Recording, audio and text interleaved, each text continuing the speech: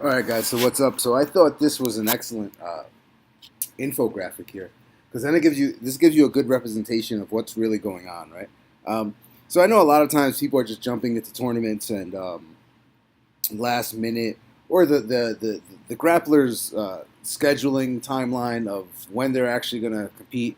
Sometimes it's pretty erratic, right? And sometimes it's like just had talks with people. It's like in essence, you're always in season, right, for jiu-jitsu in a sense, or you always got to be 90% ready. But let's just say, hypothetically speaking, we know, and the right way to do this is we know pre-planned. We have a date set forth that is 20, 12, 8 weeks, whatever, however many, 16 weeks away, right? So what we get into is accumulation and general prep, and this is what in essence, general GPP, general physical preparedness, right? So you're working your strength, you're working your general capacity and basic technique. So working on your strength levels, 6 to 8 to 10 reps, right? General work capacity, how much work can you do within a given amount of time? How many rolls can you get in within 30 minutes, right? How hard are those rolls? Are you destroyed? Basic technique, classes and whatnot, and going over the technical aspects of jiu-jitsu, right? So now let's just say you have a date announced that you know you're going to compete, and it's going to be 12 weeks away or 8 weeks away. That's the breakdown of this. And you could make this number whatever you wanted, right? So in a 12-week thing, this is transmutation. Now, we're kind of, our fitness levels are raised, right? And we're fit enough to start to think about competing. This is transmutation, right? In a sense, like, what are you going to use all this for? And in 12 weeks, you ask yourself that question. What am I lacking? Is my strength adequate? Good. So I train power, explosiveness, right, for 4 weeks. If my strength is low, I train strength for 4 weeks, right? So you answer that question. And this could be just based off of metrics. What I'm working on is another infographic that lets you know by weight class where you should be with certain lifts and certain numbers, right? And that gives you a decision-making process.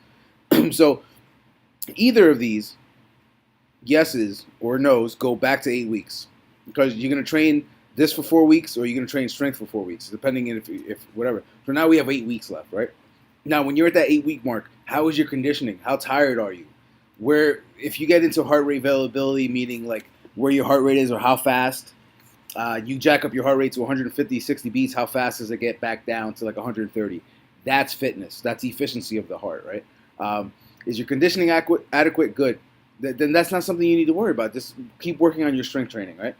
Is your conditioning lacking, right? You're super smoked, which I think a lot of people need this over this personally. You know what I mean? I think they're strong enough, or they're on that cusp. They're they may have some minor little tweaks that they need to make here, but this is more it, right?